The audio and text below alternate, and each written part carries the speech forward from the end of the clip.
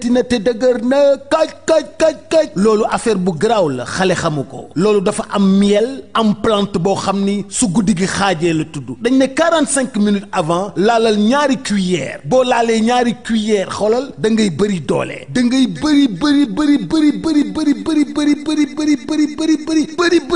bëri doole guddi gi neex lool yàgg lool livraison à domicile c'est possible kon li may wax xam ngeen lan la miel la ak ay plante loolu nag mi ngi jugee Paris mi ngi tudd la nuit nous appartient la nuit nous appartient wooteel 77 751 59 59 ñi ngi bàyyeekoo Sacré-Cœur 3 ñu livré la ko yée guddi gi day neex lool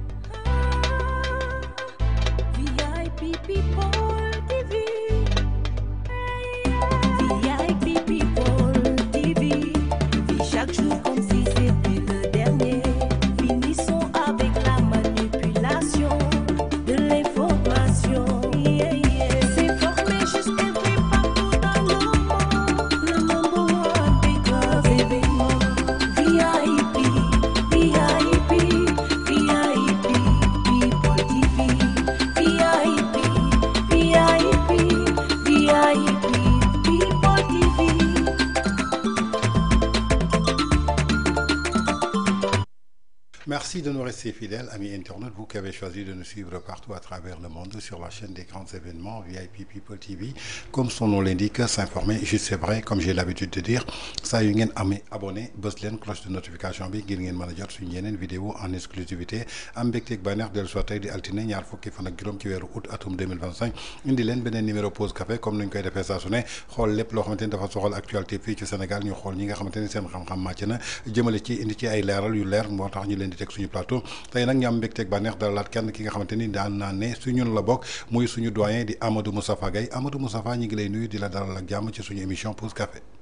voilà Tange Tandian maa ngi lay delloo nuyu di la fay di nuyu internautes yi nga xam ne yëpp ñoom ñooy faral di ñu suivre fii ci pause café VIP People di am mbégte saa su nekk rek leen fekk si fii pour ñu décrypter actualité bi maa ngi ñaan yàlla nag waxtaan wi doon waxtaan boo xam ne day jëriñ askan bi.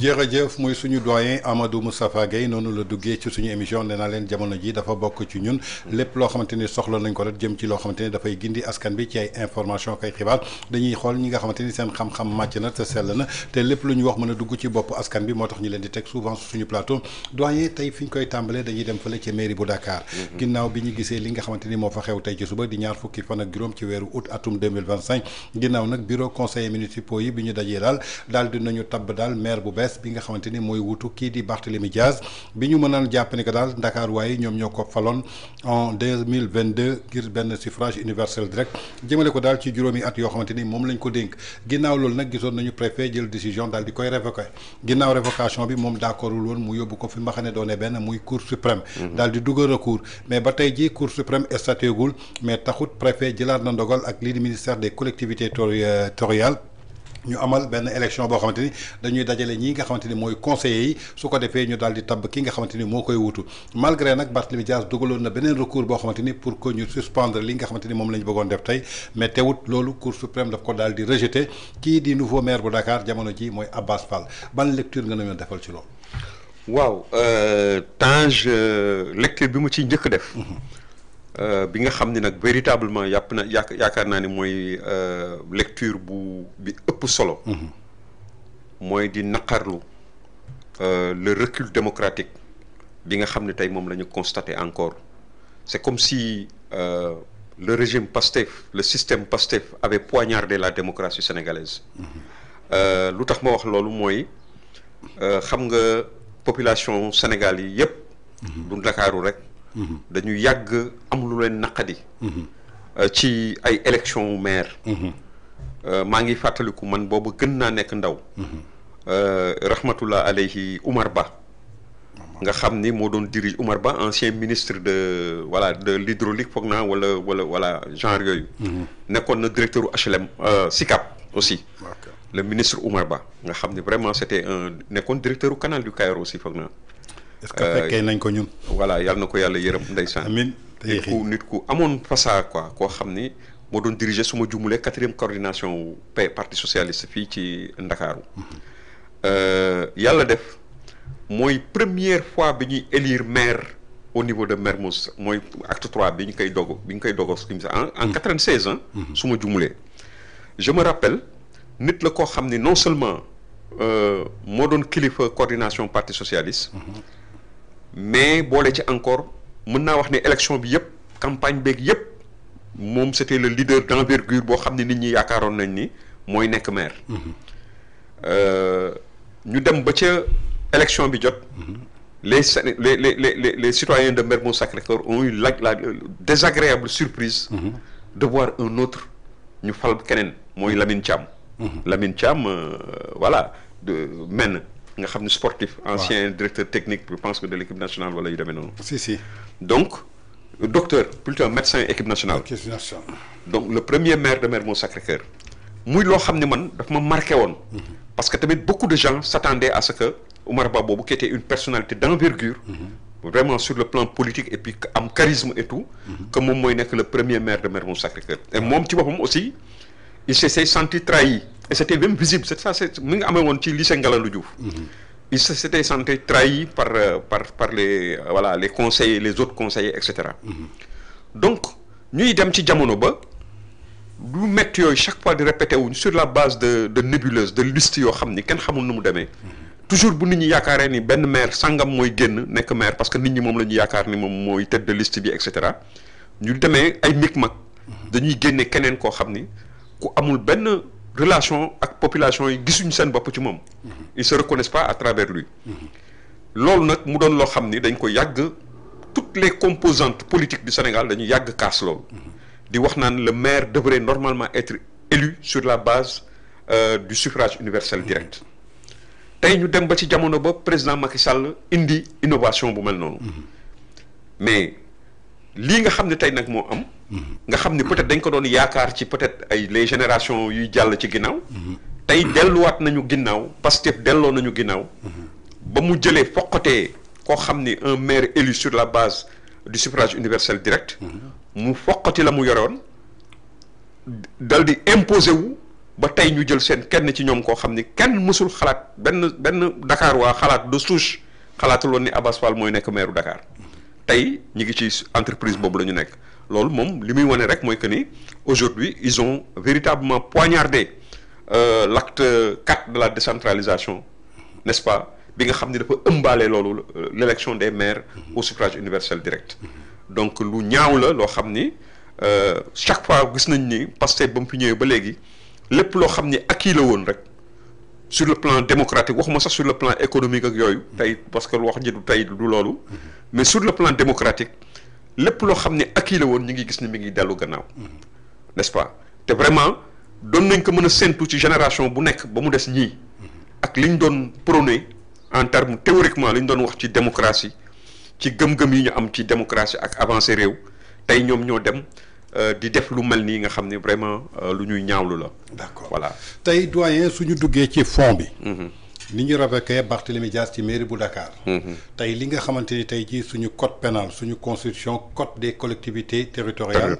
ak code électoral bi lu mu wax. dafa mel ni amul benn boo xamante ni tey jii. Barthélémy Dias soxal na ko. ndaxte suñu sukkandikoo ci bu njëkk bi dañu ne crime. képp koo xamante ni def nga crime. dafa am benn loi boo xamante ni dafa ne kooku mën nañ ko révoquer ci poste maire am. ñu jëlaat beneen loi boo xamante ni ci même. code de procédure bi la nekk. ñu ne ki nga xamante ni dafa def détournement de deniers publics. comme lu ñu toppee woon Khalifa Sall ci wàllu caisse d'avance. tey jii mën nañ la révoquer ko ci sa mairie.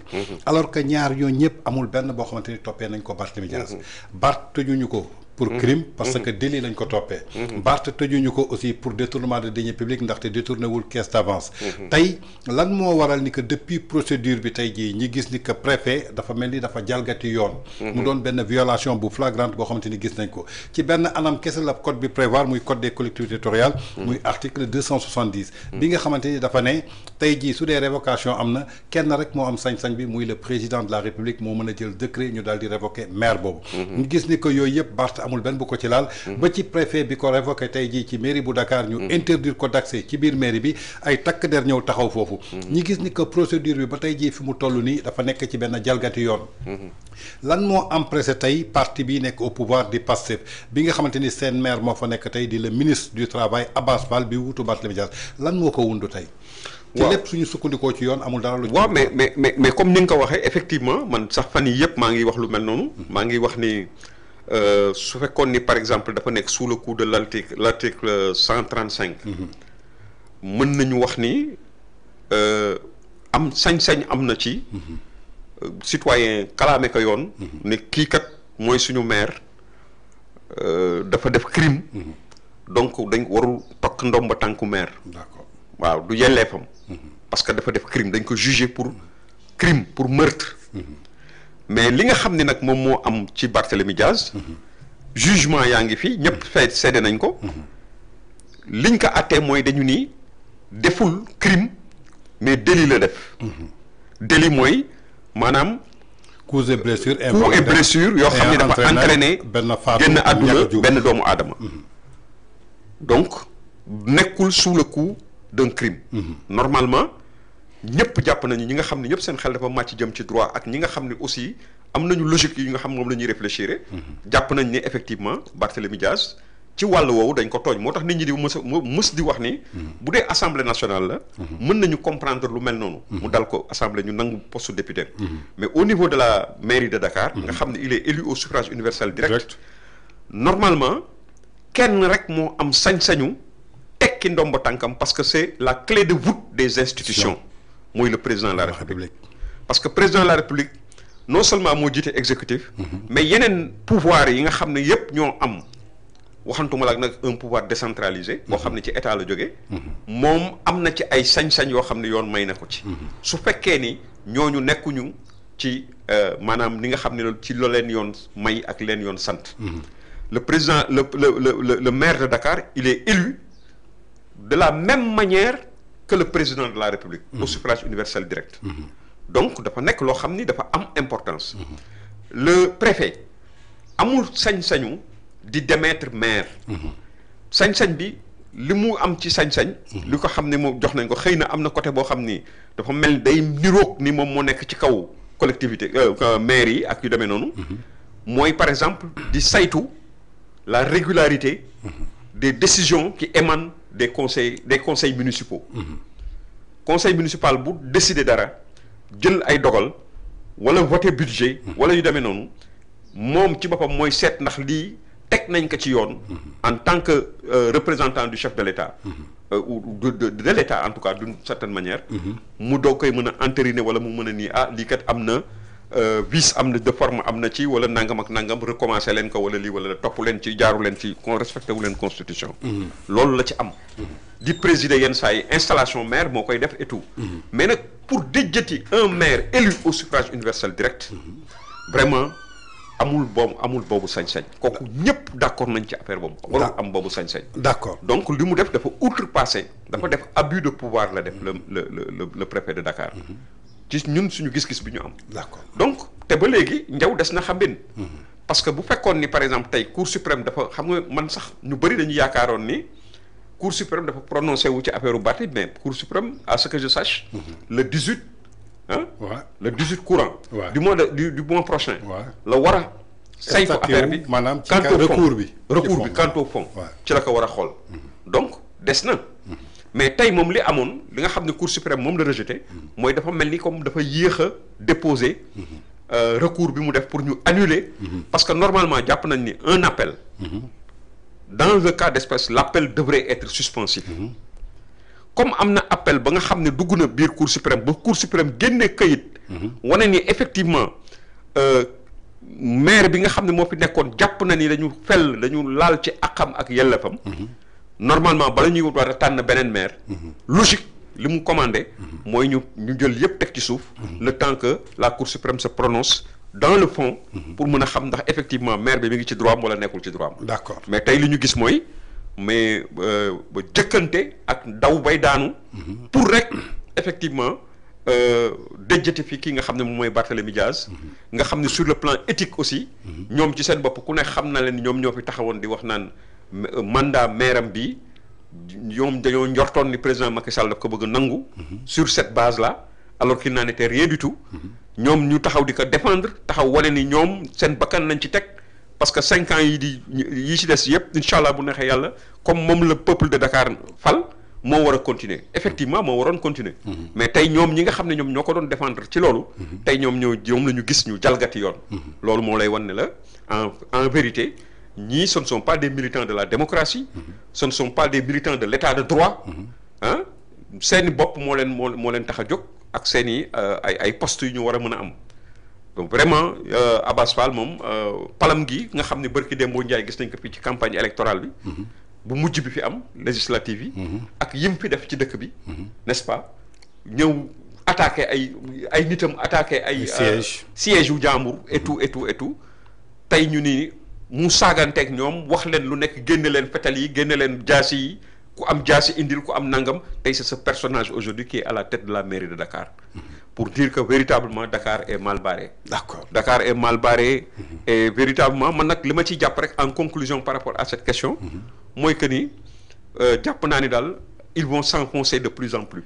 Aujourd'hui ils ont tout li ci des rek mooy maire yi di ñëw élection maire yi di ñëw. te xam naa ni maanaam dynamique bi ñu engagé nii. bala ñuy am jàmm danañuy jël lépp téye ko seen loxo mais ça va leur brûler les mains parce que aujourd'hui ils n'ont pas les moyens de leur ambition. D'accord. Voilà.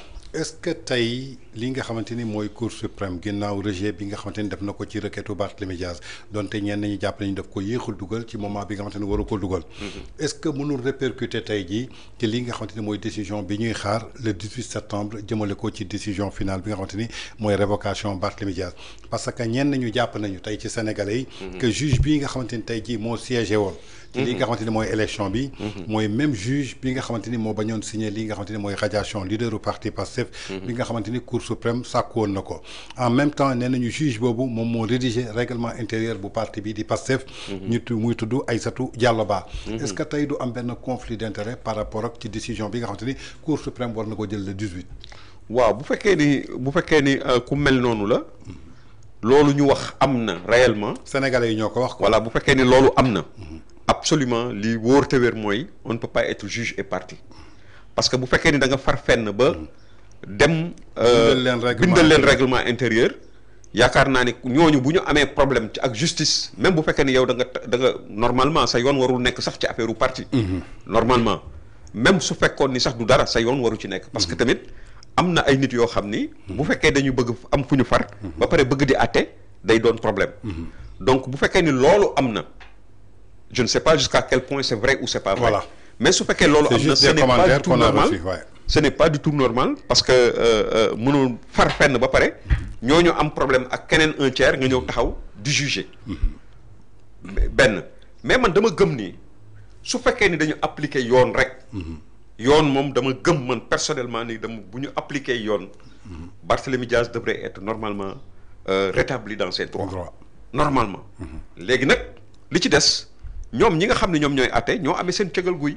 les Sénégalais vont juger sur pièce ndax danañ ko delloo ci nga xam ne mooy jolle ko ay àqam ak yelleefam respecter la volonté du peuple de Dakar wala boog dañuy ñëw entériner li nga xam ni def nañ ko te teguñu ko ci charte yi nga xam ne moom mooy yi applicable voilà d'accord su ñu génnee ci côté juridiction bi jógeen si wàllu justice dañuy ñëw politiquement parlant tout à fait tey suñu xoolee Abass Fall d'après le scrutin 49 voix la am ci 88 ñoo xamante ni ñoom ñoo ñëw voté alors que parti Pastef bi Abass Fall bokk 13 conseillers donc la ñu am foofu nga xamante ni mooy ca mairie bu Dakar suñu xoolee Barthélémy Diaz taxawu Sénégal moo ko porté woon bu muy nekk mairie bu Dakar ñoom ñoo fa ëpp conseiller tey Ngoné Mbengue bi nga xamante ni moo représenté taxawu Sénégal moom 30 voix la mën a am pur am juróom-ñetti voix ñu gis ni que juróom-ñaari conseillers yi nga xamante ni maanaam ñoo nekkoon ci Bart dañu daal di boycotté donc tey kan moo mën a fal kii nga xamante ni mooy Abass Fall bokk ci Pastef ba mu am 49 voix alors que ñoom ñoo fa nekkoon minoritaire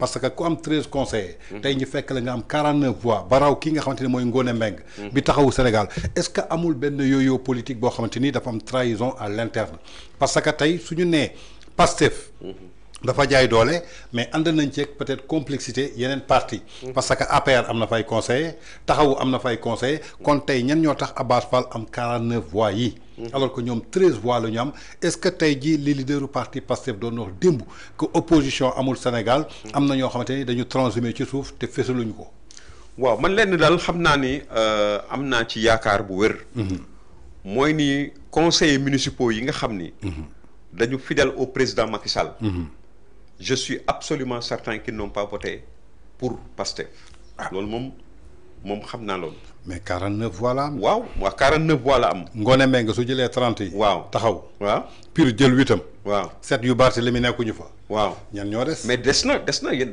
il y a une centaine de conseillers mais APR moo fa ëpp de waaw mais APR ma nga fa mais man dama gëm ni xam nga APR avec le départ de Amadou Ba ak d'autres personnes yoo xam ne ku mel ni ki Diouf Sarr ñeneen ak ñeneen ak ñeneen doo mën a wax xam exactement ñan ñoo fi fidèle à l'APR ak ñan ñoo fidèlul à l'APR même suñu demee ci bannière APR léegi nekkatuñu ci bannière exactement dañuy dem peut-être ci bannière APR mais nekkatuñu APR de fait mooy loolu moom mooy problème bi mais man dama jàpp ni l'erreur à partir de laquelle prolifèrent toutes les autres erreurs si je peux m'exprimer ainsi wala yeneen problèmes yi ci survenir yépp mooy le fait de ne pas boycotter purement et simplement ce scrutin. mais Barth mënul dugal recours ba pare ay conseillers ñëw fa. non c'est-à-dire. dañu waxuma Barth boo dama ni. le fait que l'opposition dans son ensemble. Khalifa Sall d'abord. en tant que chef de file de Taxawu Ndakaaru. d'accord je comprends. lu tax moom boycotté wul il n'a pas appelé au boycott. parce que s'il avait appelé au boycott. mais certainement que les gens de l'opposition yi nga xam ne dañuy jaar ci suuf pour di voter du ñu mën a dem parce que ñoom ci seen bopp danañu ni mais te bu boobaa xam nga maire bi moom mooy convoqué c'est maire bi nga xam ne intérimaire moom mooy convoqué et c'était Ngoné Ndoye donc c'était Ngoné te ci bannière Khalifa la nekk Ngoné mën na bañ a am vigilance boobu mais Khalifa disons un homme politique de la trempe de Khalifa qui est aujourd'hui disons en fin de cycle sax normalement war na mën a am expérience bu ko war a mën a may ni ko war na xam lu mu mën a am ak lu mu mënul am moom kay jamono ji joxe parti bi moo gën ci moom parce que moom actuellement man je pense que la responsabilité totale incombe à Khalifa Sall aujourd'hui parce que mënoo ànd ak nit boobaak léegi ak Barthélémy Dias tous les sacrifices qu'il a fait pour Khalifa Sall n'est-ce pas nga ànd ak moom et tout ngeen dem ba ci situation yu mel nii même su fekkee ni sax am ngeen ay divergences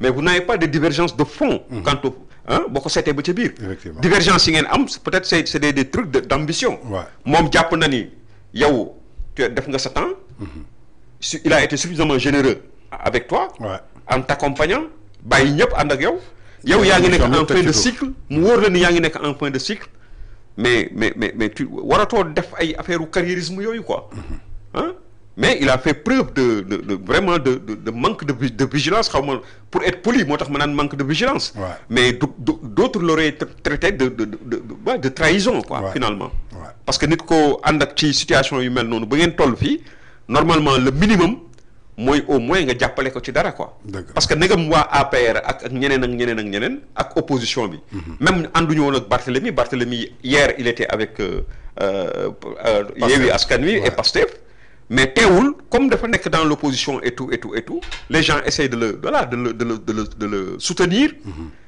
waxantuma la ak Khalifa Sall vraiment man je n'ai pas compris son jeu d'accord parce que bu fekkoon par exemple Ngoné dafa am chance su gagner parce que il était absolument clair que ñii ak ni ñu ñëwee ak ni ñu yoree nguur gi et tout ku xam Sénégal xam ni noonu lay demee les gens xam nañu ni la majorité bay passé dafa tas dafa éclaté avec le départ de Amadou Ba il y a beaucoup de choses qui ont changé effectivement n'est-ce pas et de Diouf Sarr et d'autres yoo xam ne xamoo leen sax mënoo leen identifier donc man jàpp naa ni Khalifa Sall sa responsabilité elle est entière elle est pleine et entière dans cette défaite de Ngoné parce que tamit moom mi nga xam ne moom mooy coacher Ngoné normalement moom daf ko waroon wax ne que yow en tant que maire il ne faut pas accepter de convoquer le collège électoral su ko defee maire bi bu préfet bu ñëwee fekk fa ñetti les 13 de Pastef et cetera na def vote ci 13 personnes quorum sax du am d'accord parce que bu quorum amul gëmuma ni vote mën na am. d'accord voilà kon yaakaar naa ni parti boobu leer na muy révocation Barthélémy Dias en attendant que Cour suprême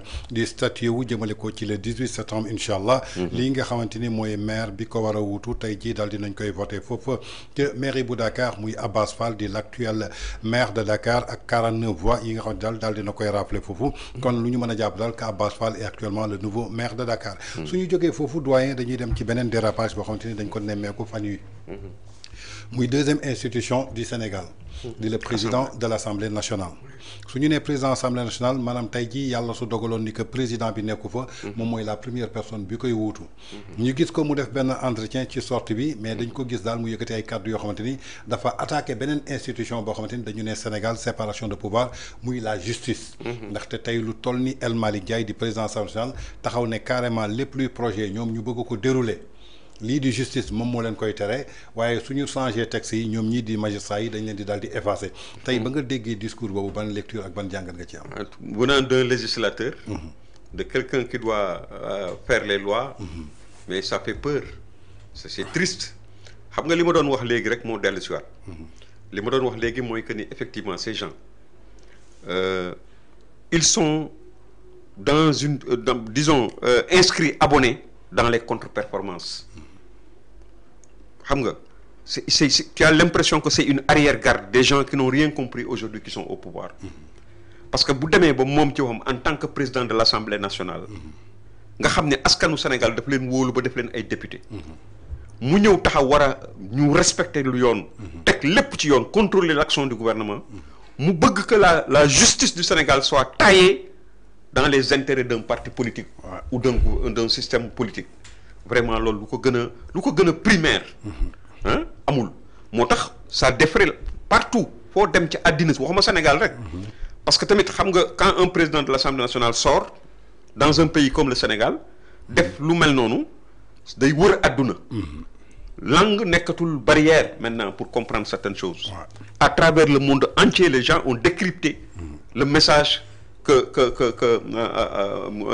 El Malick Ndiaye a donné a lancé du genre ñoom ils veulent une justice taillée sur mesure une justice bi nga xam ni dafay mel ni li nga soxla ñoom ci ñi nga xam ne ñoo fi nekk di politique di seen ay adversaires li ñu bëgg bëgg leen teg mu nekk yoon mu ñàkk nekk yoon ñoom lu mel noonu la ñu bëgg justice bi di doxee ci lu mel noonu mais am na beneen aspect bu gën a grave boo xam ni en filigrane man dama ci am lecture. comme là dégg nga ko bi muy wax naan bi muy wax ba tudd waxuma sax affaire justice xëy na kooku di nga ci ñëw. bi muy wax ba ni lorsqu'il parlait de Sonko. tu as l'impression que El Malick a choisi son camp. su fekkee ni dafa am ay divergences yoo xam ne dañ koy wax entre les deux têtes de pont de Pastef. Hein? Dans ce conflit latent. Tu as l'impression que il a choisi son camp en pointant du doigt Sonko. En disant que oui, c'est l'alpha et l'oméga, c'est la seule constante du parti, d'une certaine manière. Donc loolu c'est un message boo xam ne au moins sénégalais yi nga xam ne xam nañu tuuti kii nañu tuuti yàlla dimbale na leen tuuti décrypté nañ ko ci message am. Mais li jëm ci yoon moom vraiment lu ruslu la surtout nag moo tax gis nga am na fonction yoo xam ne du n'importe qui moo ko war a occuper. gis nga généralement c'est des fonctions seniors yoo xam ne ay nit yu yàlla dimbali ñu am jaar-jaar nekk ay mag am expérience ñoom ñooy mujjee ci fauteuil bu mel noonu quoi président de l'Assemblée nationale nga xam ne qui requiert beaucoup de sagesse au-delà du fait qu'il mu nekk député mais il doit être quelqu'un de très sage n'est-ce pas boo xoolee choix bi nga xam ni moom le président Macky Sall def ci Mame Diop sax nga da nga ciy lire cette question de sagesse cette aptitude à supporter l'autre n'est-ce pas à pouvoir gérer sans coup férir nga xam ne du am ay mais boo gisee Moustapha Niass ñeneen ak ñeneen Abdou Khadir Sissoko ah Lamine Gueye ah et cetera cette assemblée de qualité ah nga xam ne ay c'est des gens de qualité ñoo ko mës a diriger tey on arrive à ça quelqu'un boo xam ne peut-être un jeune qui n'a pas compris beaucoup de choses qui n'a rien vécu politiquement ah nga xam ni même maanaam idée yu nga xam ni idée yu structurée sax amu ko non c'est vraiment dommage quoi. D'accord. C'est vraiment dommage. D'accord. D'ailleurs c'est pourquoi tu le vois comme président de l'Assemblée nationale il pense que lui le président de l'Assemblée nationale c'est disons un mauvais policier. Un mauvais policier je veux dire quelqu'un boo xam ni yaakaar na ni c'est de l'autoritarisme rek lay wane. waaw homme de loi boo xam ne dafa nekk naan dama lay génne damay woo alkaati yi ñu génne la ay nangam ak di saboter di reetaan ay député ci Assemblée nationale. quelqu'un nga xam ne ñaaxaanaay la war a tëddee. parce que c'est le président de l'institution. on l'a vu mais nit di wax mu taxaw di ka kekkantoo ak yeneen moromu député yu nga xam ne ñoo bokk parti ak ñoom ñuy reetaan. xam nga c'est un peu paradoxal quoi vraiment c'est lu ñaaw la. D'accord. ça sorti vraiment ñëpp a ko ñaawlu. D'accord doyen ci sa biir lecture dama dégg nga am loo wax nga ne El Malick d'après suñu déggee nu mu waxee ci premier ministre dafa mel ni ku choisir camp. waaw maanaam wane ni que daal moom fu mu féetee. mooy ci camp wu premier ministre. parce que bu mu ko déterminer que il est la seule personne boo xamante ni moom moo consciente ci lépp lu muy def. donc foofu dañuy jàpp ni que il fait allusion au président de la République. wax nga ko léegi ci sa tàmbali wax c'est la clé voûte de nos institutions. il s'appelle Bassirou Diomaye Faye. c'est le gardien de la Constitution il s'appelle Bassirou Diomaye Faye. c'est le chef suprême de la nation. moom moo war a garantir li nga xamante ni mooy suñu constitution. mais est-ce que cela ne prouve pas aujourd'hui wax yi nga xamante ni bërki démb.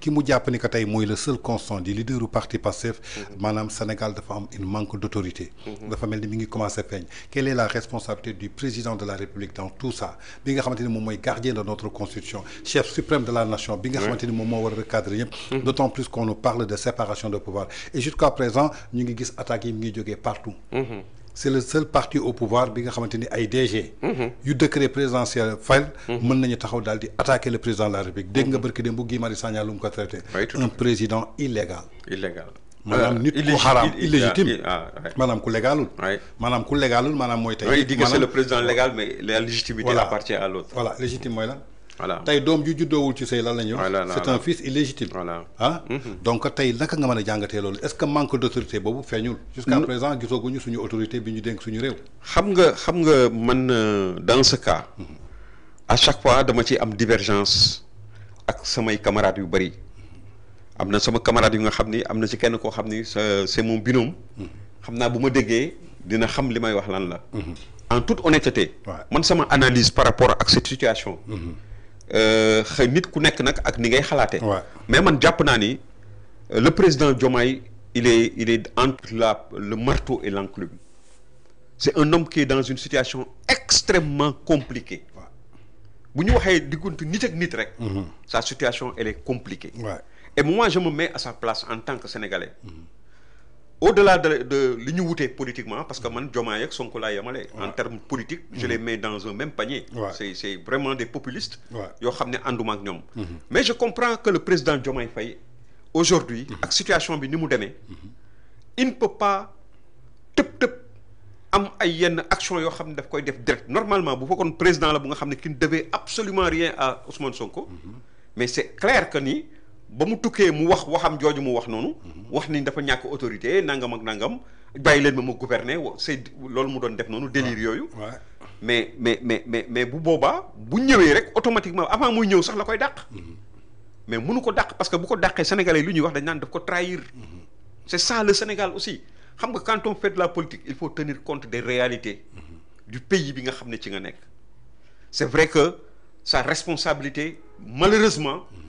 c'est lui qui a été élu et c'est lui qui devra faire face au peuple sénégalais et rendre compte au peuple sénégalais donc grabuge bu mën a am ëllëg il sera tenu pour responsable malheureusement mais moi je comprends que qu'il ait des difficultés pour pouvoir se départir de ce Tembo griot bu nga xam ne ci la nekk nii n'est-ce pas donc léegi kële moom nee na moom kenn ëppale wu ko ci mooy Bakary mooy Madabo mooy góor ga ca Nguraan mooy def mooy dindi parce que moom lim ci indi kenn indiwu ko ci lim ci def kenn mun c'est le garant du machin donc du fi jógewuma fi tey jógewuma fi ëllëg gouvernement bi sax dégg nga ko sax ba mu demee Turquie li mu wax moom gouvernement personnel ñu bëri dañu yaakaar ni maanaam kii la c'est dafa il a mordu sa langue wala yu demee noonu lapsus la wala yu demee noonu mais en réalité c'est l'expression de tout un état d'âme l'expression de tout il l'a tiré de son tréfonds de ce qu'il pense il y a des gens comme ça qui ne peuvent pas se cacher il a dit effectivement que ce gouvernement est son gouvernement c'est moom moo ko moom donc actuellement c'est comme ça qu'il réagit aujourd'hui lui il gère moo ngi gérer gouvernement am comme moom ni mu ko xalaatee président aussi la nga xam ne yoon may nag ko te du ko mënu ko jalgati te mën na taxaw ni lii de moom kenn du ko def mais aussi mi ngi ci nekk. su ko defee xam nga loolu lu muy indi. mais day indi ku nekk di liggéey sa li ngay je ne sais pas comment l'appeler quoi. Finalement tu as l'impression qu'il y a deux gouvernements quoi. N'est-ce pas. C'est compliqué. Voilà c'est compliqué. mais nag xam nga loolu lan la. gis nga Tange. bu la ci kenn nax. il y a des choses bu xasee ba am. des questions d'intérêt. bu xasee ba taxaw ba sampu. les gens peuvent différer des combats.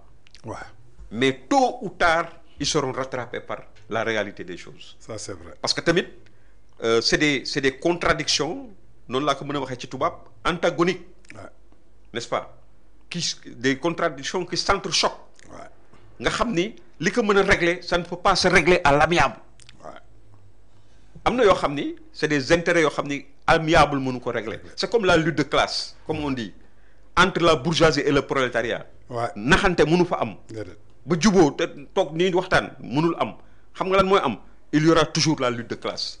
entre loolu c'est comme les yenn intérêts yi des intérêts de pouvoir et cetera c'est comme des intérêts de classe. c'est la même chose. n'est-ce pas donc aujourd'hui li wóor te wér mooy ils sont en train d'installer ce parti-là est en train d'installer le Sénégal dans des situations yu nga xam ni nous allons vers des lendemains incertains. n'est-ce pas et malheureusement ay du yam ci bopp borom. parce que bu fekkoon ne ci ñoom rek lay yem. ñu mën a wax mais mën na déborder ba nga xam ne day toucher l'ensemble de la population sénégalaise. parce que tey quand tu vois des gens ñu nga xam ne dañu ni ñoom ils sont pro Diomaye ñuy génn. di attaquer ñële pro Sonko yi aussi nga xam génn di attaquer mais qu'est-ce que c'est loolu lu nekk mën na ko jur. n'est-ce pas ñoom bu ñu toogee taxaw ni seetaan mais un jour ou l'autre dana am benn affaire boo xam ne dana déborder. mais di nga lu nekk xaj na ci quoi. d'accord voilà. d'accord doyen suñu jógee ci président assemblée nationale dañuy dellu ci li nga xamante ni fan yii yëpp ñu ngi koy dégg di ko ruumandaat muy prochain voyage bi nga xamante ni moom premier ministre war na ko amal fële ca France. ñu bare jàpp ni que discours panafricanisme bi nga xamante ni mi ngi ko doon téye démb fii ci Sénégal suy diggante réewu Sénégal ak France ba 87 personnes daal di ciy ñàkk seen bakkan. alors que ñu bëri jàpp ni que tey jii ndaje bi nga xamante ni mi ngi koy defee ci France c'est pour jàkkaarloog ñi nga xamante ni mooy investisseurs français yi. d'autant plus que ndaje bi mi ngi amee ci li nga xamante ni mooy salle de spectacle ñu tuddee ko Bercy. ñu gis ni que tey président aussi annoncé nañ ko France àllarba bii ñu jëm muy le 27 ba le 28. pour mu dajeeg aussi ñi nga xamante ni mooy entrepreneur français yi. c'est la question que les Sénégalais se posent lan moo indi retour soudain Sénégal jëmale ko ci France donte dañu ne woon ñoom pays souverain lañu soxlawuñu France dafa jot tey jii mu teggi kuddam ci suñu ndodd parce que entreprise française yi moo tax tey jii ñu ndóol ginnaaw nag seen plan de redressement économique bi yaakaaruñu ko fenn lu dul France lan moo waral ñaari voyage yi ginnaaw bi nga xamante ni ñoom ñëpp dañu dem pour dajeek ay entrepreneurs français. waaw pour le cas je sais que l'autre est moins souverainiste que le Premier ministre. Le président il est moins voilà accro à ces slogans. ci ni ma ko lecture bi ma am ci moom. avec lui c'est pas difficile. mais ki nga xam ni dëgg moo am moom lay wax naan kuy dem di dem ba xamatoo foo jëm. dellu fa nga jóge da ngay dellu fa nga jóge woon. tey loolu moom moo ko dal Ousmane Sonko. Ousmane Sonko il a théorisé des choses yu nga xam ni moom ci xam sax gëmu ko en réalité. mais ça a été un fonds de commerce. pour sëlëm sénégalais yi ndaw yi surtout. gëmloo leen ci dans un contexte bien déterminé que ni effectivement tubaab yi lii tubaab yi la de. xam nga li gën a bon ci àddina Tange mooy nit ku bañ a assumer histoire am. nit da ngay assumer sa histoire. yàlla moo def c'est une réalité entre ñun ak France yàlla moo ñu boole. dëgg la même su fekkee ni c'est à travers des circonstances yu nga xam ni xëy na. bu kenn mooy bëgg ñu jàpp nit ndar kepp la nit jël la coloniser la kenn bëgg ko. la preuve suñu ay maam dañu xeex Lat Joor Ngoone Latiir nga xam ne moo ko symboliser ca deqale gis nañ ñu mu def. il est allé jaay bakkanam pour que au moins mu des ci sénégalais yi wan leen ne la ñoom au moins seeni maam xëy na on les tue mais on les déshonore pas n'est-ce pas. Ouais. mais bu loolu amee pendant 300 ans ngeen ànd ngeen dem ba 1960 jot. indépendance taxaw ngeen jël ñu moom suñu bopp ñoom aussi ak li nga xam ne def nañ ko ci réew mi parce que tubaab bi aussi quoi qu'on dise du lépp négatif am na lu négatif am na lu baax comme ñun amoon nañu lu négatif amoon nañu aussi lu baax ñu war a jël suñu lu baax la ñu njëkkoon am te tubaab bi fekk ka fi te dindi ko fi làmboo ko jël aussi lu baax la nga xam ne tubaab bi moom lañ fi indi ñu ànd ak ñoom ci loolu làmboo ko pour mën a taxawal Sénégal bu nga xam ne bu ñuy am yaakaar ëllëg ndax génération yi def nañ ko wala defuñu ko beneen débat la mais man li ma bëgg wax rek mooy tey bu fekkee dañu ànd ba fu mel ne bu fekkee dañuy tàggoo mais dañuy tàggoo ci jàmm ak salaam parce que am na ay relations yu nga xam ni multiséculaires yu am suñu diggante n'est-ce pas am nañu suñu ay nit yoo xam ni même bu ñuy juddu ils sont nés français am na ñu nga xam ne dañu dee ci ay guerru France n'est-ce pas. etc. Il y a beaucoup de choses qui nous lient n'est-ce pas. donc man jàpp naa ni France ba muy jël ñun ba ñuy am suñu indépendance France dafa ànd ak ñun ci benn logique. boo jàppee ay nit ñu nekk sa colonie. ba ñu dem am indépendance nga am humanisme accompagner leen dans leur nouvelle vie. d'état bu bees nga ànd ak ñoom li nga xam ne attanuñu ko mënuñu ko amuñu expertise bi. nga jàppale leen ci mooy les assistants techniques yi nga daan gis. n'est-ce pas combien il y en avait beaucoup d'assistants techniques dans tous les domaines dans l'éducation nationale. dans l'agriculture au niveau de l'armée de la gendarmerie n'est-ce pas même de la police. partout il y avait des tubaab yoo xam ni dañ fi nekkoon. di ñu jàppale seeni morom di leen remplacer ñii di dem ñii di dellu si. mais yenn domaines yi nga xam ni bañ ci demee ba toll ci jamono Sénégal dafa dem ba mënal boppam lépp. lu ci bëri. surtout nag ci yenn domaines yi ma la wax léegi yu mel ni que école éducation nationale. am suffisamment d'enseignants bien qualifiés et tout mais yooyu tubaab bi dañu retiré wu le plus naturellement possible. parce que boobu boobaa loolu amatu benn sens. armée bi aussi noonu la demee woon. ndànk armée bi dafa doon retiré wu la xam nga la fa nekkoon ci effectif ci ay jamono ay 1960 70 ak li fi mujj nekk ci effectif matul sa 250 xaw ma 300. xam nga ni y avait pas de quoi fouetter un chat. Ça, c'est vrai. li ñu waroon def rek mooy def ndànk ak ñoom parce que ñoom ci seen bopp amoon nañu volonté waxoon na lañ ko ñoom ni ñoom li ñu décidé mooy retirer le reste des soldats yi nga xam ni des troupes yoo xam ni françaises yi nekk au Sénégal il l'avait dit avant même que le régime de Sonko di ko wax, n'est-ce pas? Ouais. Mais donc pourquoi défoncer une porte déjà ouverte, ruer sur une porte déjà ouverte, béante? C'est pour créer des problèmes, jéem a def affaire genre propagande boo xam ne amul, ça n'a pas de sens véritablement. Loolu moo ñu indil tey ñu slogan yi nga xam ne topp ay dof yoo xam ni ay France dégage, ay nit ñu nga xam ni des gueux vraiment nga xam ni amuñu boo leen déggee ñu wax sax du ñu wax bu yiw duñ ko def mais nga topp ci ñooñu ba taxaw tey indil sa bopp ay contradiction yoo xam ne dugg ci ay affaire u dette cachée ay yu kenn xamul ba tey situation taxaw yaa ngi gis ni def ngeen fi vous devez faire 5 ans vous avez fait 2 ans xam nga ni 2 ans année 2027 année d'élection la année 2029 année d'élection la mais lan ngay liggéeyati tey même si le FMI revient génnee xaalis jox leen mais c'est fini pour ces gens-là politique xola en termes de réalisation ils ne peuvent plus investir. Pourquoi? Non parce que xam nga fu mu nekk nii yii ñu dugg moo tax mënatuñu investissement politique d'investissement dootul amati yii ñu dugg en termes de voilà de dette et de machin tey aujourd'hui au bout de moins de 2 ans ils ont dépassé la dette de l'ancien régime en 5 ans. Mais comment naka la ñu mën a continuer même defu secteur public secteur privé bi ñuy wax. Ils ont fini de tuer le secteur privé sénégalais. D'accord. Aujourd'hui le secteur privé sénégalais la ñu mënoon am yaakaar mu soqaliku ñëw taxaw mais non seulement ñi ngi ameel secteur privé bi xaalis bu dul jeex. plus de 300 milliards. nga xam ni liñ ci génne kas néew mat à peu près 77 milliards la su ma juumulee 97 milliards mais boole ci encore di concurrencer ce secteur privé. sur le marché de l'UEMOA. nga xam ni fa nga xam ni ñoom fa lañ daan dem di wuti ay partenaires ak ñu leen lebal xaalis. yow tey état du Sénégal mooy dem di leen concurrencer. fu ñuy jëleeti ku leen lebal xaalis. parce que l'état est plus solvable que le secteur privé. gars yi amee seen xaalis di ko joxe duñ ko jox n'importe qui suñu gisee benn état bu taxaw jonkon xam nañ ne au moins état moom mënu leen rëcc. mais ñële mën nañu déclarer faillite mën nañu y a des risques encore beaucoup plus importants. Ça c'est vrai. xoolal li ñuy leb taux yi ñuy lebee ak délai yu court yi nga xam ne moom la ñuy lebee yu gàtt yi.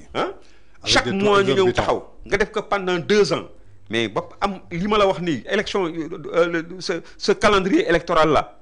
très chargé en un laps de temps mais naka lan ngay def ban réalisation ngay def doo def dara. Ils vont continuer à distraire les Sénégalais. Mais je suis désolé mais c'est comme le disait l'autre là le journaliste Cheikh Yérim Seck. Ils vont rester ici pendant 5 ans ils vont rien faire. dul jàpp ay nit di dugal ci ay kaso et cetera et cetera parce que tamit xam nga déjà yow nit koo xam ni nit ñu nga xam da ngeen ñëw au pouvoir nekk ñoo xam ni mësu leen am benn responsabilité d'État mësu leen ko am. C'est la première fois dans l'histoire qu'on voit ça, des gens qui n'ont jamais rien géré qui parviennent à être aux affaires. amuloo expérience amuloo xam-xam bi parce que li tax man la amuloo xam-xam bi boo déggee muy nit ki boo ko déggee mu exprimer wu rek. di nga xam ndax kii am na xam-xam wala amul xam-xam. Ça c'est vrai.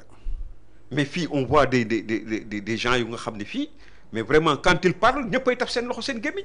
C'est dommage pour notre pays kon.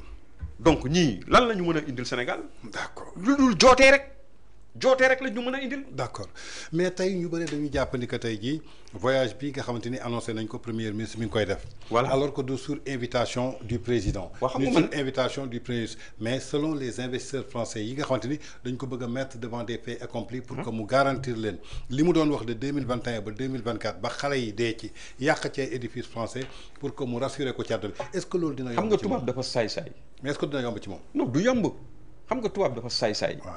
Tange gis nga xam nga ba muy dem ca forum de Davos. laa ko njëkk wax man ni dañ koy xam nga avant muy dem laa ne dañ koy defal wurmbal. wurmbal xam nga luy wurmbal. wurmbal mooy lan. wurmbal mooy genre cercle lañ koy defal cercle. teg ko ci digg bi jox ko siis mu toog. ñu toog jox ko kàddu pour déglu ko. parce que nit la koo xam ni mais kii nga xam ne ki defrait la chronique quoi qu'on dise.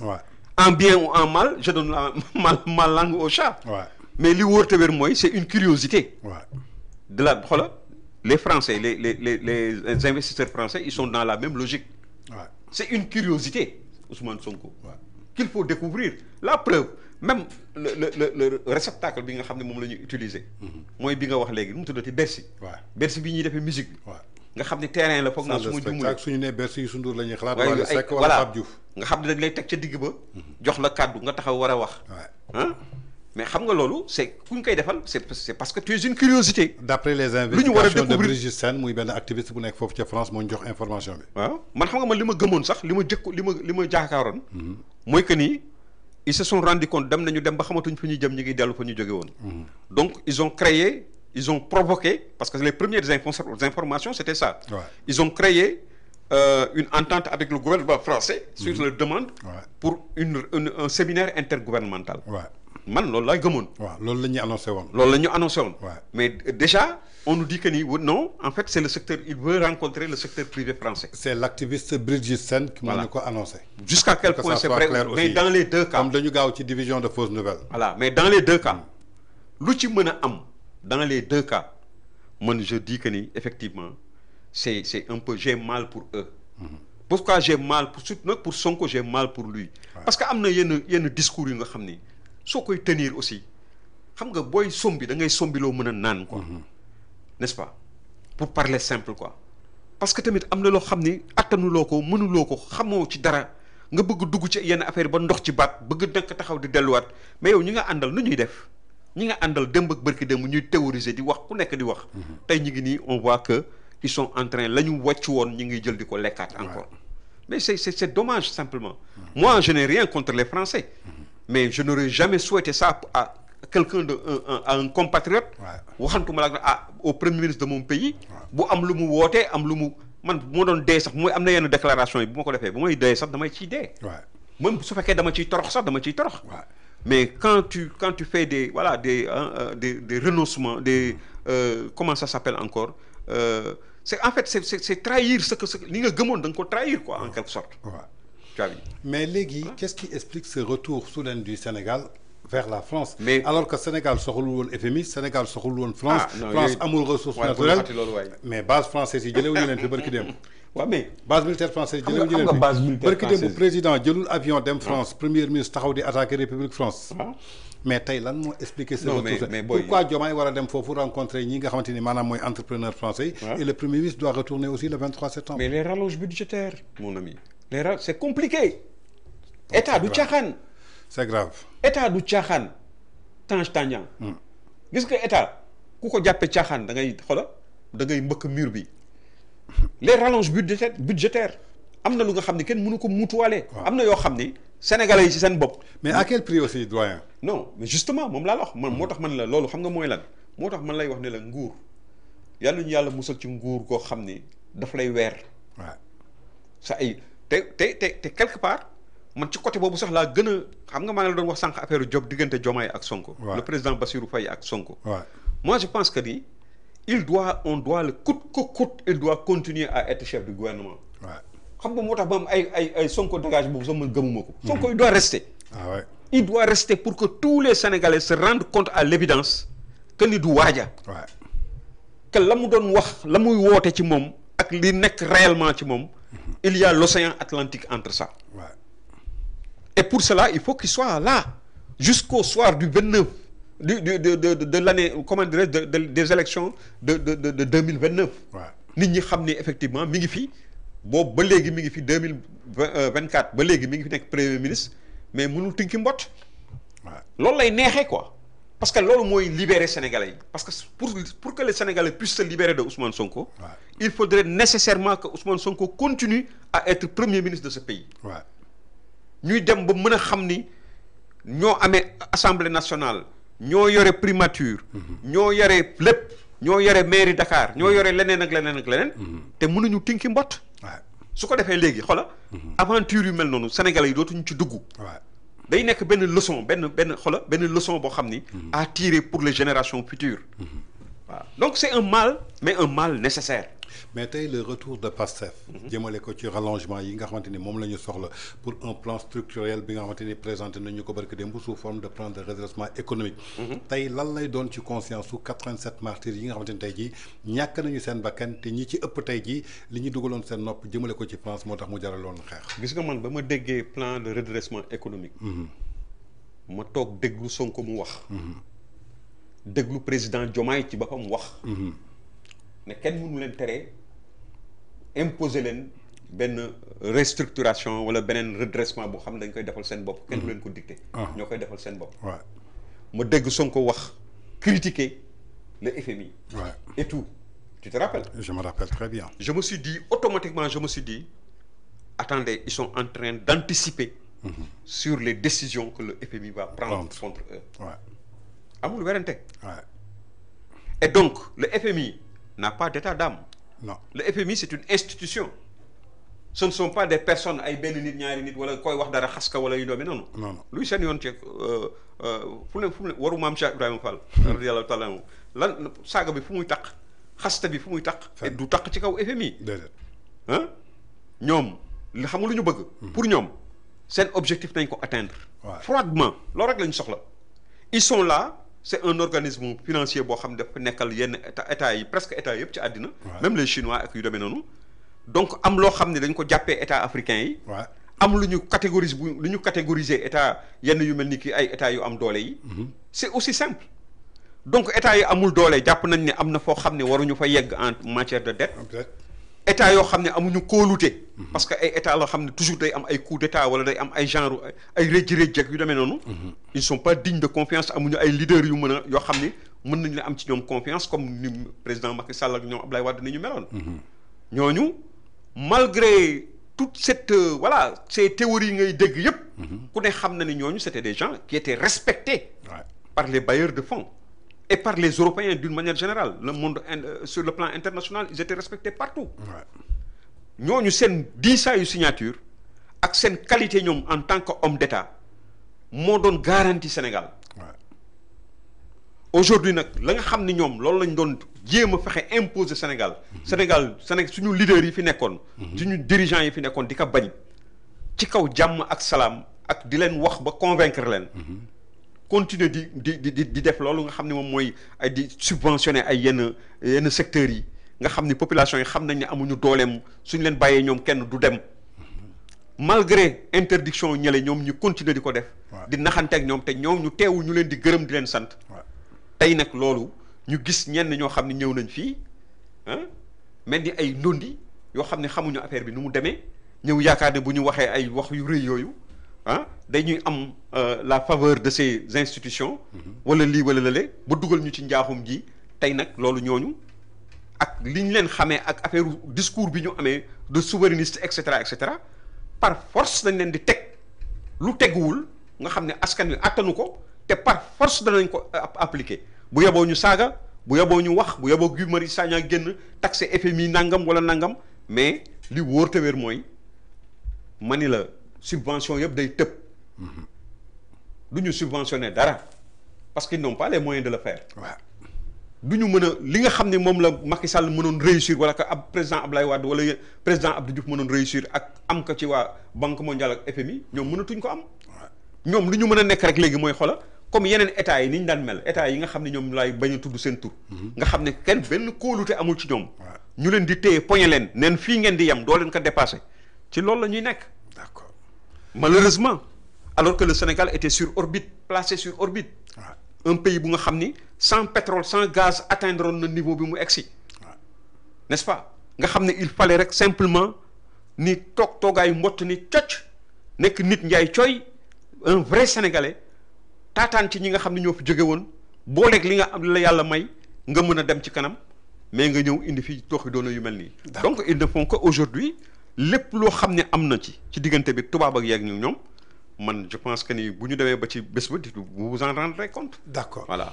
tey yaa ko wax léegi nga ne sans pétrole sans gaz egsi woon nañu ci niveau boobu. oui ñu gis barki démb suñu rapport d'exécution bu deuxième trimestre bi daal di génn. ñu gis ci benn croissance de 12,1%. ñu bëre jàpp ni que tey jii su eggee 12,1% parce que li ñu jot a jaay ci li nga xamante ni mooy pétrole ak gaz bi. moo ñu fa yóbbu. tey jii suñ ko xayma d'après le doyen Moustapha Diakhaté 3,1% la ñu am. dëgg la tey ban jàngat nga am tey jii ci li nga xamante ni mooy rapport d'exécution budgétaire bu deuxième trimestre bi nga xamante ni tey jii jàpp nañu ko moo gën a bon ci ñi nga xamante ni jot nañu jaar ci Sénégal de Senghor à nos jours.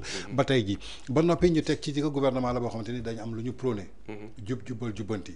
transparence bonne gouvernance ñi gis ni que ci biir rapport bi am na ñetti manquement muy dépense bi nga xamante ni askanu Sénégal ñoo ko natt dénk ko président de la République primature ak assemblée nationale loolu yëpp dañ ko fànq ci biir rapport bi en tant que un doyen ban lecture nga ñuy defal waaw mais li jiitu mooy au-delà de l'opacité de ce rapport d'exécution budgétaire boo xam ni lépp lu jëm ci wàllu dépense des institutions de l'État nga xam ne dañ ci am droit de regard chaque 3 mois war nañ ñu war a mën a wan lan la ñu fiy jël lan la présidence dépensé lan la primature dépensé mais kenn gisu ci dara loolu bu fekkee ni loolu la kay ñun soxlawuñu amul benn visibilité amul lisibilité amu ci kenn xamu ci dara te loolu du yoon ñaareel ba encore mooy li nga wax léegi xam nga ñoom ñoo fi daan nekk di wax naan ay taux de croissance du dundal nit. chiffre du dundal nit. le panier de la ménagère nang du ko yeggu ko. nang croissance économique jox ma première bi. croissance économique plus 12,1%. muy T1 bi. waaw. dépense publique. 2,814,6 milliards voilà. muy 41,9%. ñu ñëw ci déficit budgétaire mu am 588,3 milliards. ñu ñëw déficit budgétaire T2 bi mu ñëw ci 588 milliards,3. tey secteur parapublic ak financement ak trésorerie jox la 2247,8 milliards. muy exécution de 29,9%. pour te dire que. tey soo ko xaymaa ci investissement par personne. ci juróom-benn weer. Sénégalais bu nekk 667 francs la ñuy investir ci. am par mois mu ne par weer 111 francs. su dee par bis ñeenti 15 lañ def ci benn Sénégalais. alors que ñoom seen ba pare nga ni am nga croissance su 12,nangam%. waaw mais mën na nekk parce que ñoom seen dépense de fonctionnement c'est 12 milliards par jour.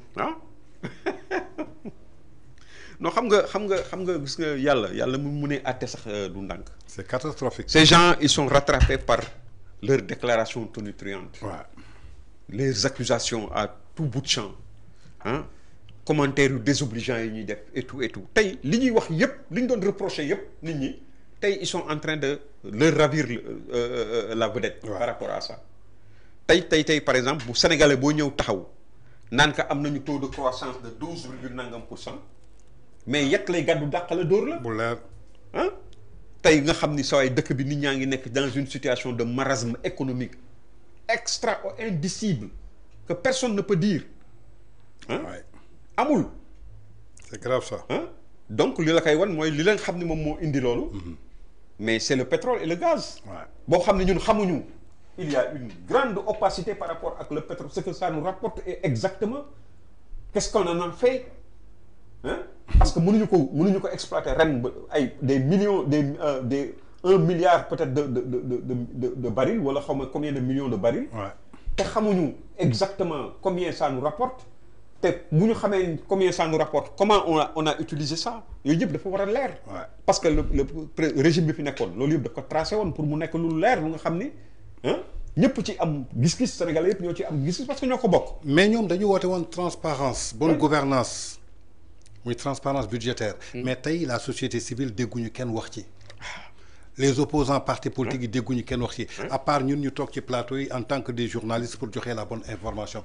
alors que ça devait être tey jii maanaam seen débat boo xamante ni moom la ñu war a jël prôné ko pour que ñu xam ne ni que bonne gouvernance ak li nga xamante ni maanaam mooy transparence budgétaire dafa wékku ci li Sénégalais yi natt dénk la ko nga ne li ngeen ma joxoon kat 1000 francs la fii ak fii laa ko dugal. xam nga mooy comme li ma doon wax benn journaliste moom Moussa laaj ni ma pourquoi Sonko n'est pas allé en France ci ay temps.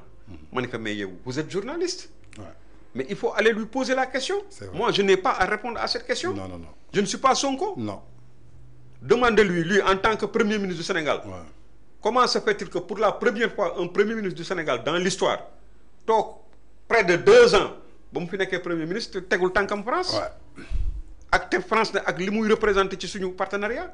suñu ay relations bilatérales ak France ni mu demee. bon c'est leur responsabilité aussi. mais li nga xam ne moom moo leer. aujourd'hui mooy que ni gars yi dañu société civile boo xam ni taxé nañ leen fii de quoi de fumier. et cetera. donc c'est une société civile boo xam ni ñu ngi nekk ci chaque fois di régler naan ay kii lu tax ñu jàpp ko ak waruñu ko jàpp ak war nañ ko jàpp ak nangam ak nangam. ci yooyu lañ nekk. mais d'autant plus que war nañu assumer tey jii li tax ñu. dañ ko war a assumer dañu war a assumer li tax. même suñu leen traité de fumier. mais dañu war a taxaw c'est un homme politique mais il doit être taxaw dénoncer voilà ñu war a dénoncer ñu dénoncer ko. su jaree marche ñu marche c'est comme les journalistes. parce que avant ngay nekk journaliste bon on dit pas que journaliste dafa war a far fenn. non. mais quand par exemple certaines choses s'abattent sur ton peuple, ton propre peuple, il faut être du côté du peuple. Toi tu le fais, yow nekkoo ci benn parti politique. Non. mais loo xam ni jàpp nga ni lii c'est pas àndul ak ay intérêt Sénégal parce que Sénégal on doit aimer son pays comme on doit aimer sa propre mère. Vrai sens du patriote. loolu mooy patriotisme. mais bu fekkee ni yow par exemple da nga ragal wala da nga ay yaakaar ngay am ci ay retombées ci yenn genre position yi wala yu demee noonu mais tu es un vendu c'est tout. D'accord. Voilà. ba tey suñu jógee ci point boobu dañuy ñëw ci beneen point bu am solo. Macky Sall bi mu fi nekkee président de la République li tax tey jii mu perte élection municipale 2022. perte li nga xamante ni aussi ci élection législative yi en 2023. bokk na ci loi bi nga xamante ni mooy criminaliser jëm ci borom ñaari tur yi.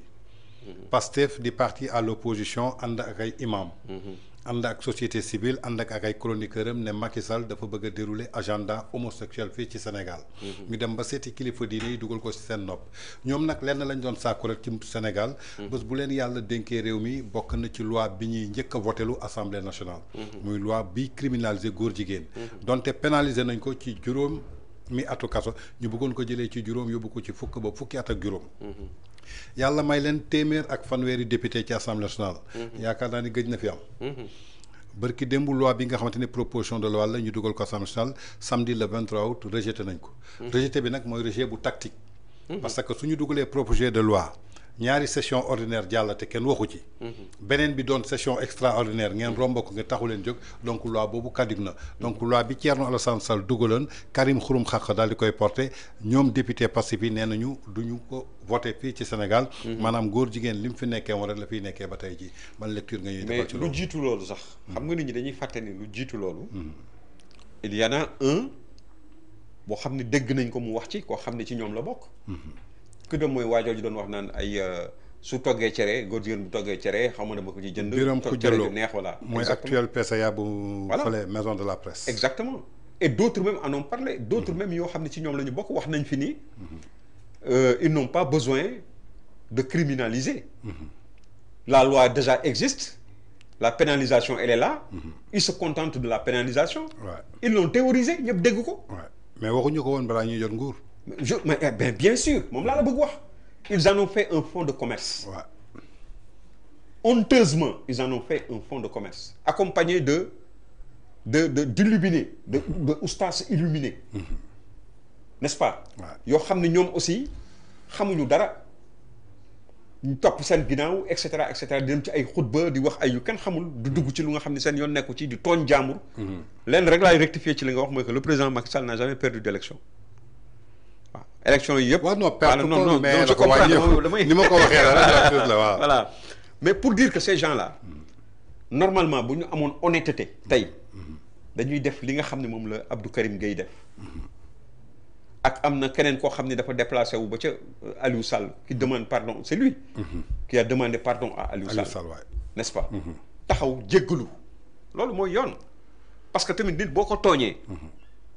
yow da nga jàppoon ni kii dafa am agenda góor jigéen. acte de grandeur la fa def. acte de grandeur mënul weesu nga juumoon. nga ñëw taxaw ni ah man kat damaa juum loolu tax yàlla indi astaghfirullah. nga xam ne boo ko defee rek mu jéggal la. mais ñoom ils persistent dans leur machin toog seen coin parce que persister mooy lan mooy nga ni patt jàpp sa njàmbur toog fi nga toog. tey normalement ñoom ils devaient aller vers les médias. pour dénoncer effectivement cette attitude de Pastef. qui n'avait pas dit ça quand ils étaient dans l'opposition. Ils avaient dit que la première des choses leur personne morale moo ko waxal boppam ki nga xam ne mooy le président du parti. moo ni la première des choses bu ñu jëlee pouvoir. mooy criminaliser homosexualité. dégg naa sax Guy Marius Sagna naan il n'est pas au pouvoir xaw ma kat naan il n'est pas au pouvoir. mais il est à l'Assemblée nationale fa lañ koy voter. non mais il dit que Sonko n'est pas au pouvoir. du nee na parce que c'est son gouvernement personnel. mais mani la. c'est un régime qui est au pouvoir. bon waxuma ay waxu benn nit. mais régime bu nga xam ne yow nii jàpp nga ne yow tu es l'actionnaire majoritaire li ci am yëpp yow la yaay Bakary yaay Madabo yaay góor ga ca Nguraan kon kay war ngaa mën a ni sama député yi nga xam ne yow sa waaw la ñuy déglu 130 députés mais mën nga ci tànn kenn ne que bu fekkee amul sax proposition de loi bu jógee ci gouvernement bi c'est pas la volonté du président et du gouvernement mais yow mën nga instruire sa gars yi ne leen gars yi dugal leen lii parce que lii maa ko diggoon askanu Sénégal c'est simple mais wax naa la ne la ñoom lépp loo xamoon ni jëloon nañ ko comme décision wala déclaré woon nañ ni noonu la ñuy jëfee amul ci benn bu ñu respecté benn kenn mënu ma si je défie quiconque ma sit denn xanaa lenn rek lañ def danañ jàpp gars yi dugal leen ci kaso bi loolu moom ñi ngi koy def à part loolu amul dara loo xam ne lu positif la lu ñu diggoon peuple sénégalais boo xam ne ñi ngi ci nekk n'est-ce pas donc jàpp naa ni loolu parjure la le Pastef a fait parjure te it dégg naa ñu ni way ki nga xam ni l'éternel perdant Amadou Ba le député Amadou Ba nga xam ni lu mu yëkkati ñu ni ko du noonu jaaxle na jaaxle goo xam ne bëgg na bi yoon am raison dégg naa ko muy attaqué Tunkara di wax naan nooy Tunkara il fait des trucs très graves yoo xam ne mën na yëngal réew mi ban Tunkara Mamadou Tunkara Mamadou Sy Tunkara mais Ousmane Tunkara bi nekk États-Unis ne dépensé na 650 millions pour que ñu déstabiliser Sénégal kooku mënul yëngal réew mais Mamadou Sy Tunkara li mu wax waxu boroom xam-xam la wax du moroomam Mamadou Sy Tunkara li mu wax ci yoon la ko teg su fekkee ni vous faites les morts vous continuez de faire les morts ba nga xam ni loolu délai ba sax délai de prescription pour loolu mën a dugg sax jàll na mais vous avez une volonté vous faites la sourde oreille par rapport à ça ça veut dire que yéen affaire bi intéressé wu leen mais waruñu woon xaar sax keneen di ko dugal ñoom ñoo waroon def proposition de loi bi mais waxantuma la nag waa opposition dugal ko nga taxaw di ko wala ñu def projet de loi bi fële ca conseil des ministres mais oui ñu jàllale ko ñu xam ne que volonté bi ñu jëloon def nañ ko moo tax man ma tontu leen ci sama Facebook man ni xoola le problème il faut criminaliser ou bien vous fermez vous la fermez quoi waaw mais est-ce que war na bett kenn ki ne woon su ma ñëwee damay abrogé mu egsi ne la interprétation ba léegi amut mais loolu la on en a parlé ki la naan damay criminaliser tey mu ñëw jéggi loi boobu ba nga xam ne kadig na dañ koo wax ba mu soof sax finalement mais man su ma doon député opposition bi du ma sonn damay dugalaat benn proposition de loi pour leur mettre devant les faits accomplis. Mais oui, il faut continuer à chaque fois de les prendre. ba seen mandat di jeex. ba seen mandat di jeex bés bu nekk. nga dugal saa yu jàllee nga dugal beneen. comme ça n'est pour que nul n'en ignore. d'accord ñëpp xam ne effectivement ñii loolu ñu doon wax dañ ko doon wax parce que simplement dañu nekkoon dans l'opposition bëgg sëlëm nit ñi. utiliser leen pour jël nguur. d'accord mais doyen tey lan moo war a nekk la responsabilité du peuple sénégalais bi nga xamante ni tey jii bi ñuy sanctionné Macky Sall. baat boobu rek moo taxoon ñu ànd ak Pastef. lan mooy responsabilité ñi nga xamante ni ay nitu diine lañu. nee nañu ay ustaas lañu ay imam lañu. nekkoon ci jumaa ji di waaraate ajjuma xutba bu di xutba tey face à cette décision des députés de Pastef ñoom lan moo war a nekk tey jii seen position devant le peuple sénégalais. xam nga sax li jëkkul normal sax. mooy di dugg ci ay questions politiques. nekk imam am ay mbooloo yu nga xam ni hétérogène yoo xam ni ku nekk ngi ci parti bu nekk bi ngi ci sensibilité bu nekk bi ngi ci ngay taxaw di jël kàddu far naan lii kenn waru nangam ak na parce que loolu par loolu loo xam ne amuloo ci benn certitude amuloo ci ki nga xam ne mooy ndeyu mbili gi nga xam ne mooy président de la république de l'époque taxaw na janoog moom ni man tànk maa ngi fi nangam ak nangam ñu dégg ko mu wax ko ci ay médias yu tubaab yi ñu ko poser question mu répondre de manière ferme mais normalement xam nga loolu boo continuer di gëm loolu mais xoolal ko ay maa ngi janoog ba léegi maa ngi janoog oustaz Sall ni mu taxawee di wax naan jële leen kon nañu yëpp àndandoo def nangam tey mi ngi nii xiim di xool nit ñi moo ñu jaaxal non il faut nit ku nekk da nga war a yem ci fi nga war a yem mu jeex problème du am y a des questions koo xam ne que vous ne maîtrisez pas ay oustaz yoo xamul leen politique li ngeen xam mooy jàngale ngeen xam wan leen nit ñi diine bi naka lañ koy appliquer naka la ñuy jullee naka la ñuy wooree am nañu ñun ay kilifa diine yoo xam ni ñooy suñu yaakaar tey ak ëllëg Sénégal tey bu xadara maam Seydil Hadj Malick Sy radiyallahu taala an bu fekkee am na lu important loo xam ne war nañ ko wax mbokku tijaan yi sëñ Babacar Sy Mansour mooy taxaw wax ko wala beneen kilifa sëñ maa yi wala keneen ak keneen ñi nga xam ne mbooloo yi ñu ngi seen ginnaaw du ay ustaas yi lañ ci yaakaar parce que kenn déggalu leen li ñu leen di doyee mooy mi ngi mel ne li Ahmed Khalifa Niass doon wax rek naan infirmier wala garçon de salle du bind ordonnance day yem ci faj góom faj góom mooy lan mooy par exemple julli nii lañ koy defee kenn du defee nii kenn nii la ñuy defee yem ca mais bëgg am ay posture u leader ba ñëw taxaw dugal sénégalais yi ci njaaxum wax leen loo xam ne dëppoowul ak li am ba yàqal sénégalais yi fi mu nekk nii li ñu nekkoon situation yu am solo yi ñu nekkoon nga xam ni kenn jooyul dara sur le plan économique il n'y avait aucun problème. Les sénégalais vivaient à l'aise. Normalement tey ñu waroon ñëw dàbbali ko encore avec des moyens beaucoup plus costauds. N'est-ce pas addina si yëpp respecté ñu mais tey xoolal dans quel état nous nous trouvons dans quelle situation ce pays se trouve. C'est catastrophique. te ñoom dañ ci am responsabilité. Voilà. D'accord tey doyen yaakaar naa ni ñoo ko jàngandoo muy li nga xamante ni mooy convocation Bougar Diouf bi nga xam dañ ko tegoon mandat de dépôt. tey jii la war a jàkkaarloo ki nga xamante ni mooy procureur ci ay kàddu yoo xamante ni daf ko yëkkati woon ci wàllu armement boo xamante ni ñii di mouvement force démocratique bu Casamance maanaam ñu ngi koy jëfandikoo di ko dugal fii nga xamante ni mooy suñu réew di Sénégal ginnaaw loolu mu coïncidé encore ki nga xamante ni mooy arrestation Amidou Djiba. bi nga xamante ni mooy porte parole MFDC. yow ban lecture nga am ci loolu est-ce que tey li nga xamante ni Bougar wax na ko. am na liaison tey pour ñu mën a jàpp kooku. est-ce que kooku ku ñu waroon remercier la est-ce que waruñu ko remercier ban lecture nga ci am. mais man gis naa sax kenn ku bind ci Facebook benn lu gën a garaaw loolu encore. que ni de ay wax yu kenn xam ay armes yu ñu jàppoon ak ay affaires yu demee noonu ak yooyu quoi. xam nga Tange. Il faut que nag ni cette situation là que ça mu nekk une situation bu ñu leeral quoi. éclaircir ko. parce que aussi Amidou Djiba boobu. Depuis 2024 juste bi ñuy jëlee pouvoir bi ci lañ ko nit ñi xam.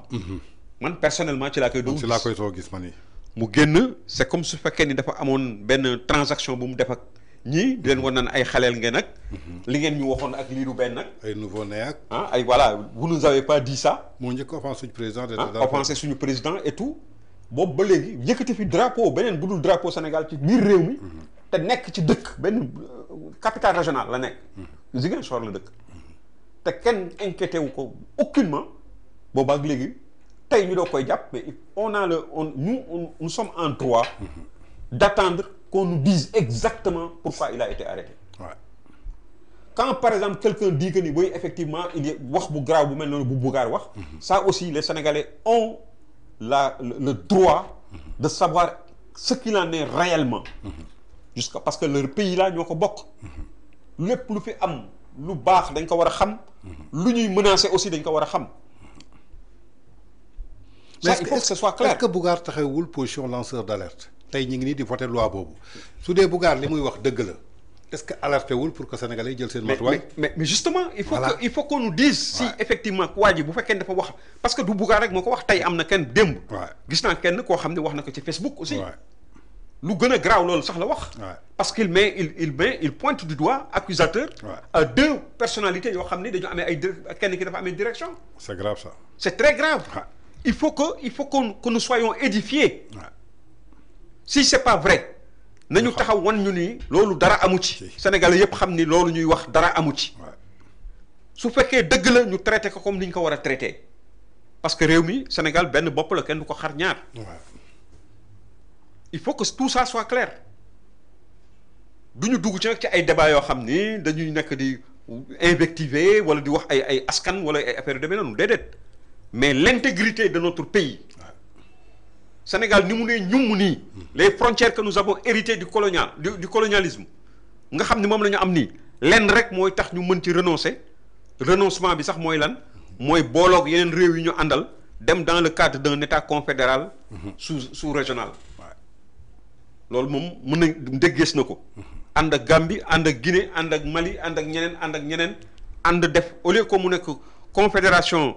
au lieu que mu nekk communauté des états de l'Afrique de l'Ouest mu doon confédération des états de l'Afrique de l'Ouest loolu moom pare nañ ci ba ñuy egg ci une Afrique unie comme États-Unis comme beneen dëkk wala comme beneen yeneen dëkk yi n'est-ce pas mais en attendant lii nga xam ne moom mooy suñu ay frontières suñ ko mënul yokk duñ ko wàññi donc képp koo xam ni indi nga fii benn nouvelle boo xam ni lu mel noonu daf ko laal normalement ñun dañu daan habitué ci lenn su fekkee am na guerre sax wala mu am ay xeex yu am dire pas day génn. dal di wax ñu nangam situation nangam la. nangam ak nangam jox ñu la bonne information. su fu ñu warul dem ñu fii waru leen fa dem wala nangam ak nangam mais bëgg jël yenn genre affaire yi bëgg kër mel ne comme ku nekk dans une situation exceptionnelle on n'est pas dans une situation exceptionnelle. on est dans un pays organisé depuis 82 il y a eu ces problèmes et on les gère sans problème amu ci benn sénégalais bu ñu jàpp ci opinion ci nang nit taxaw na fi sax di wax waxu référendum. foofu te kenn tëju ko ci kaso bi. donc il faut pas que ñuy jéem a jël affaire boobu. di ko def arme boo xam ne dañu bëgg nit ñi téye ci seen gémmiñ quand bu amee ay nit yoo xam ne am nañu fuñ ca yegg wax ka ci ay mbir yoo xam ne ay jàpp nañ ne mbir yu graaw la. normalement le devoir de cet état de ce régime mooy ñu taxaw wax ñu exactement ce qu'il en est si c'est faux ñi nga xam ne dañu indi nouvelle yu mel noonu ñu teg leen ci yoon si c'est pas faux c'est juste ñi nga ñu topp affaire bi ba xam à quoi ça ñan ñoo ci laal ak ñan ñoo ci laalu. D'accord. Parce que tamit lu mel noonu mënul am dans un pays ay nit génn ba ci biti dem di fa jënd ay gànnaay wala yu demee noonu. ay individus ba pare comme ça mu naax saay loolu mënul nekk. D'accord. Il faut que mu am ay complicité il faut que mu am yooyu yëpp. D'accord. Donc lu ci mën a am moo xam lu am la moo xam lu amul ñun am nañu devoiru am nañu droit aussi en tant que sénégalais xam la réalité des choses. D'accord. Voilà. mu nekkoon li ñu cërale woon ci waxtu ci pause café di altine ñaar fukki fan ak juróom ci weeru août atum 2025 jeex na doyen ma lay gërëm di la jaajëfal di la remercier bu baax a baax di la bàyyi nga lancer ma benn message en 2 minutes. tey soo amoon message boo xamante ni message yu sagesse la message yu connaissance la message yu expertise la nga war ko lancer le peuple sénégalais ci lu fi jot a xew tey jii ci information muy révocation Barthélémy Dias élection nouveau maire bi. jëm ba ci voyage bi nga xamante ni ñu ngi koy séntu fii ci France. ak kàddu yu ñu fi yëkkati woon criminalisation homosexuelle bi nga résumé ma ko en 2 mots muy message boo xamante ni da nga bëgg a conscientiser message de sensibilisation au peuple sénégalais bi nga xamante ni donte naxoon nañ leen tey jii. tey ñu nekk en face de la réalité lan lay doon. waaw man dama yaakaar ni wolof Njaay li muy wax rek nee na ku ndóbin rey sa maam boo gisee lu ñuul daw. tey foog naa ni lii nga xam ne moom la ñu teg suñu bët ñun ñëpp fekk am ñu nga xam ne doon nañ ci alerter di ci wax njaboot gi sax ñu ci bëri duñu dégg. jàpp nañ ni effectivement ñii li ñu leen doon promettre c'était l'Eldorado. tey gis nañ ni nit lu mu nekkul taalibe mënul doon sëriñam donc nañu yeewuwaat nañu gën a nekkaat nit di mën a ràññee di xàmmee di ràññee te bañ di faj mer du indi dara ci réew nit ki bu fekkee ni yàlla dimbali leen ba ngeen am réew mu mel ni réew mu Sénégal nga xam ne ay génération ñoo ko tabax ba mu egsi fi mu egsi waruñu jéem a sàggan ba li nga xam ne mooy héritage bu am solo bi nga xam ne suñu devanciers yi ñoo ñu ko jox dañ ko war a jëmale kanam mooy waruñu ko delloo ginnaaw. te lii nga xam ne situation bii ñu nekk suñu deful attention dañu Sénégal dana nekk ci ay guddi yu nga xam ni bët sa tegul.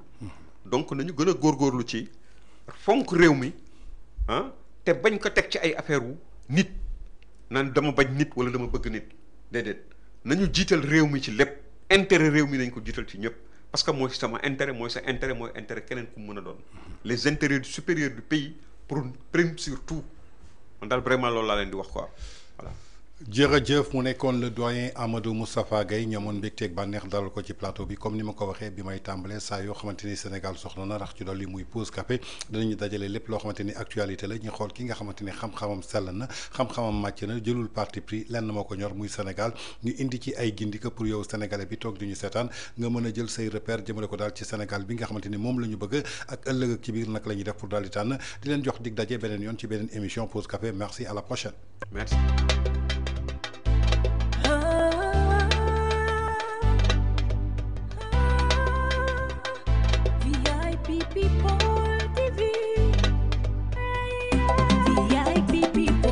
yéen a ko doon laaj egsi na waaw Herbal Plus Hybs élargissement tea muy curve méca plus tea di ay produits yoo xamante ni 100% naturel la amul benn effet secondaire yow mi bëgg a yokk say hanche yokk say fes mbaa yokk say ween dawal léegi jëfandikoo ko muy ay produits 100% bio loo xamante ne du la indil benn loraange ci sa wérgu yaram dootul dem benn yoon Tunisie di def fi ay chirurgie jëfandikool Herbal Plus Hybs muy élargissement ba noppi daal di lay rajeunir delloowaat la ci say 18 ans. jëfandikoo ko nga daal di xam muy ay thé yoo xamante ni big butok la Wider Hips Erase Cellulite mu doon ay éradicat yoo xamante ni street make la muy 100% bio mbaa nga jëfandikoo Ultimate Maca di ay comprimé yoo xamante ni da ngay xëy di naan ginnaaw loolu nga gis sa ndaw daal di gën a dellu soit say hanche daal di yokk sa ginnaaw daal di daan bëndang foo jaar ànd ak daaguwaale muy ay produits yoo xamante ni c'est 100% naturel yow mi xale bu jigéen bi jaratul benn yoon ngay dem chirurgie di wuti ay chirurgie di ko def ci sa yaram jëfandikool Maxstream